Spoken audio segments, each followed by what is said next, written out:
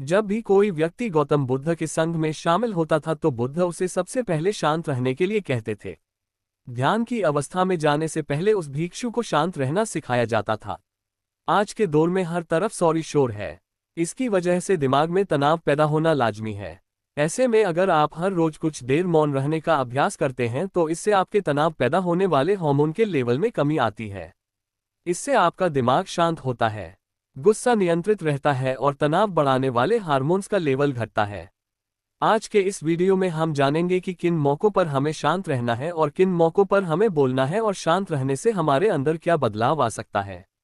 दोस्तों, संध्या काल का समय था। गुरु अपने सभी शिष्यों को बुलाते हैं और कहते हैं, कल सुबह सब लोग नदी में स्नान करने के बाद तुरंत हमारी कुटिया के सामने उपस्थित हो जाना।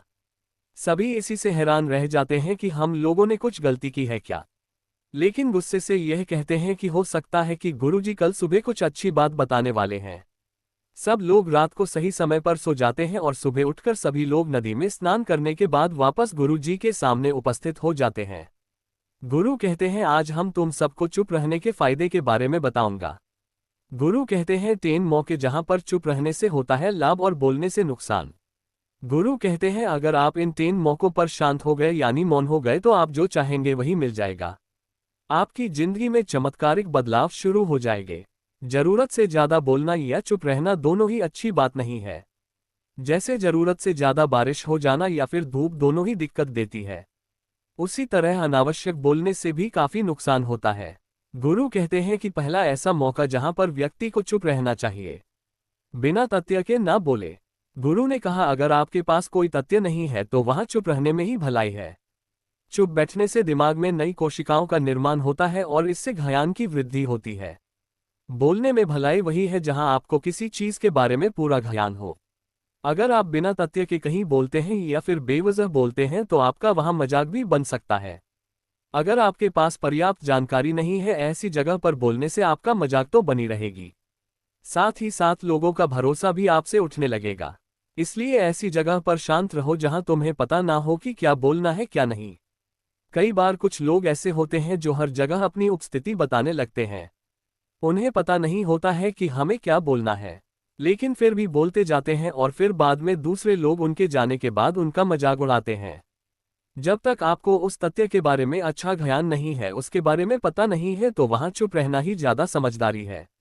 गुरु ने कहा, दूसरा ऐसा मौका जहां पर व्यक्ति को चुप रहना चाहिए, शब्दों से न पहुंचे ठेस। अगर आपके शब्द किसी को मानसिक ठेस पहुंचा रहे हैं तो वहां चुप हो जाना चाहिए। कमजोर व्यक्ति के बारे में कुछ भी बोलकर आप महान नहीं बन सकते हैं। महान आप किसी कमजोर का साथ देने में बनेंगे। कई बार होता है कुछ लोग अपने से छोटे व्यक्ति को भला बुरा कहते रहते हैं। सामने वाला इंसान तो कद से आपसे छोटा है, वह आपको कुछ नहीं बोलेगा, लेकिन आप उसकी नजरों में गिरते चले जाएंगे। हो सकता है कि कल वह भी आपसे पद में बड़ा हो जाए।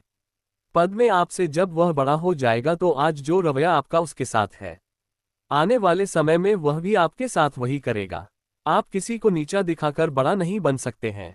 बड़ा बनना है तो अपने से छोटे लोगों का इज्जत भी करना सीखें और साथ ही साथ बड़े लोगों का भी सम्मान करना चाहिए। लोगों को लगता है कि अगर वह कर बोलेंगे और सामने वाले को नीचा गिराने की कोशिश करेंगे तो वह बड़े बन जाएंगे, तो यह उन सब की भूल है। बड़े होने की बजाय आप उनकी नजरों में गिरते चले जाएंगे। गुरु ने आगे कहा, इसलिए शिष्यों, तुम सब जब भी बोलना, आदर भाव से बोलना ताकि तुम्हारी बात लोगों को अच्छी लगे। बोलने में भाई बहन, माता पिता, मित्र इत्यादि संबोधन शब्दों का इस्तेमाल जरूर करना। इससे तुम्हारी मान प्रतिष्ठा तो बढ़ेगी ही, साथ ही साथ लोगों की नजरों में तुम समझदार व्यक्ति बनते जाओगे। गुरु ने आगे कहा, तीसरा मौका जहां पर व्यक्ति को चुप रहने में ही भलाई है, क्रोध या घृणा करने वाले लोग। जब कोई अपना या सगा संबंधी आप पर क्रोध कर रहा हो, आपका अपमान कर रहा हो, तो आपको उस वक्त चुप रहना चाहिए ताकि सामने वाले का गुब्बारा पूरी तरह से फट जाए। आप यदि सही हैं तो उससे कतई माफी ना मांगे और चुप रहकर ही सही समय का इंतजार करें। वह खुद आपसे माफी मांग लेगा जब उसे अपनी गलती का एहसास हो जाएगा। गुरु आगे कहते हैं कि अगर आपका कोई सगा संबंधी आप पर क्रोध कर रहा हो और आप उस समय शांत हैं, तो यह आदर सम्मान देने की निशानी होती है। इससे न कोई छोटा होता है और न ही बड़ा। अगर आपको क्रोध आ रहा है तो आप या तो वहां से किसी का अनादर किए बिना चले जाएं या फिर चुप रहें। क्रोध करने से आपके रिश्ते खराब होंगे। क्रोध करने से हमेशा क्रोध करने वाले व्यक्ति का ही बुरा होता है। गुरु आगे कहते हैं कि एक बार की बात है, एक सांप जंगल से भागते हुए किसी राजा के घर में पहुंच गया। लोगों ने छेड़खानी की तो वह बहुत ही गुस्सा हो गया, जिससे घर में जो तलवार पड़ी हुई थी उसी को लपेट कर कसने लगा और धीरे धीरे उसका पूरा शरीर कट गया। ठीक उसी प्रकार हमारा गुस्सा भी हमारे शरीर को तलवार की भांति काटता रहता है। गुस्सा ध्यान से खत्म होता है प्रतिदिन। अगर आप ध्यान की मुद्रा में बैठे हैं तो आपका गुस्सा आपके नियंत्रण में रहेगा। गुरु आगे कहते हैं कि ये तरीका है कि आप प्रतिदिन ध्यान का अभ्यास करें। इससे आपके शरीर में जो हार्मोन्स गुस्से को बढ़ावा देते हैं वह सब तुम्हारे नियंत्रण में रहेंगे, जिससे शरीर गुस्से पर आसानी तुम्हारा से काबू पा लेगा। लेकिन एक तरीका ये भी है कि जब भी आपको गुस्सा आए तो आप ये समझने का प्रयास करें कि क्या मेरा गुस्सा जायज है या नहीं, हमें वहां पर बोलना चाहिए कि नहीं। जब आप खुद इस बात का आंकलन लगा पाएंगे तो आपको खुद पता चल जाएगा कि हमें गुस्सा करना चाहिए या नहीं। फिर भी आपको गुस्सा आ रहा है तो आप वहां से हटने का प्रयास करें, वहां से दूर चले जाएं। धीरे धीरे समय के साथ आपका दिमाग शांत हो जाएगा। गुरु ने कहा चौथा ऐसा मौका जहां पर इंसान को बहुत ही समझदारी के साथ काम लेना चाहिए, वहां पर आपको चुप रहना ही चाहिए, जहां पर उस मुद्दे से आपका कोई संबंध ना हो। अगर आपका किसी मुद्दे से कोई संबंध ना हो तो वहां आपका चुप रहना बनता है। बिना किसी वजह अगर आप दूसरे के मुद्दे पर बोलेंगे तो यह आपके लिए अनिष्टकारी होगा। इसमें केवल और केवल आपका ही नुकसान है। जल्द ही आप किसी दो लोगों के बीच हो रहे विवाद में जल्दी अपनी टांग न डालें। अगर सामने वाला आपको बुला रहा है अपना जगह शांत करवाने के लिए तो ही आप वहां पर जाएं। किसी की व्यक्तिगत जिंदगी में दखल अंदाजी नहीं देनी चाहिए जब तक कि वह व्यक्ति आपको नहीं बुलाता है। अपने झगड़े को शांत करवाने के लिए कुछ लोग फालतू में दूसरे के विवाद में कूद पड़ते हैं। इससे उनके मान सम्मान मर्यादा पर लोग उंगली उठाने लगते हैं। गुरु कहते हैं कि 3 मौकों में 5वां ऐसा मौका जहां पर व्यक्ति को बहुत ही समझदारी के साथ चुप रहना चाहिए। आपके शब्दों से किसी मित्र को हानि न पहुंचे। अगर आपके शब्द सामने वाले के परिवार या मित्रों की प्रतिष्ठा के बारे में बुरी झलक दिखा रहे हैं तो आपको चुप रहना चाहिए। किसी के परिवार या फिर मित्र के बारे में बुरा बोलने से केवल आप ही बुरे बनेंगे। जो चीज आसानी से खत्म की जा सकती है उसे अपने शब्दों से बड़ा न करें। बिना चिल्लाए बात करने का प्रयास करते रहना चाहिए। अगर आप बिना चिल्लाए कोई बात नहीं कह सकते तो आपका चुप रहने में ही भलाई है। किसी पर चिल्लाने से आपके व्यवहार के बारे में पता चलता है। ज्यादा बोलने से चीजें हमेशा खराब ही होती हैं। कई बार कुछ रिश्ते ज्यादा तेज बोलने की वजह से टूट जाते हैं। इसलिए अपनी आवाज में मीठापन लाएं। सुन ही नहीं पा रहा है तो ऐसे व्यक्ति के सामने आप चुप ही रहें, क्योंकि ऐसे लोगों को आपकी भावना या दुख से कोई मतलब नहीं होता है। ऐसे लोगों को अपना राज बताकर आप पछताएंगे ही बाद में।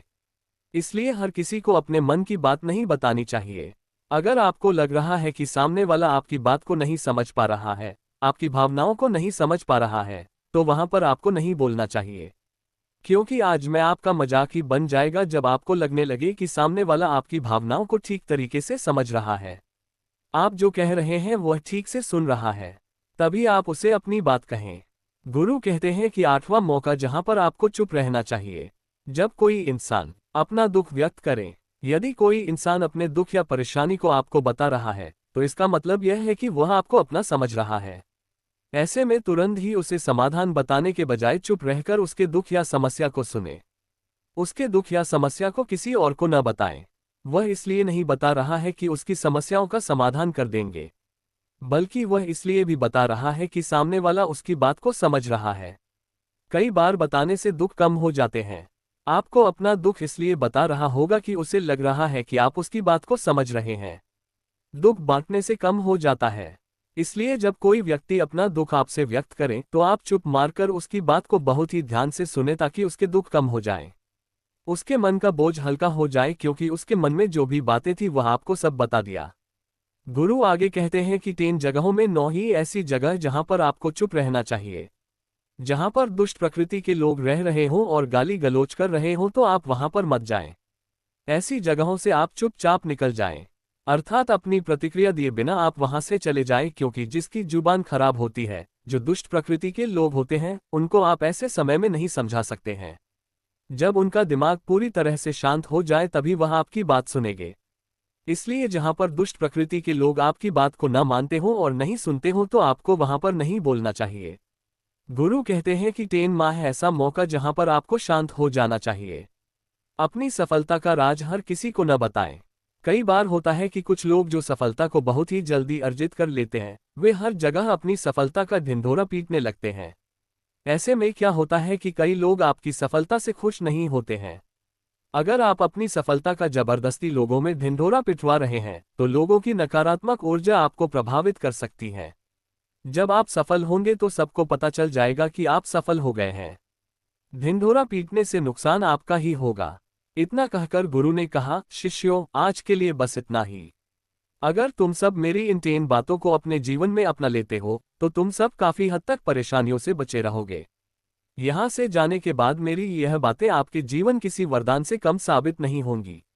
दोस्तों, मुझे उम्मीद है इस वीडियो से आप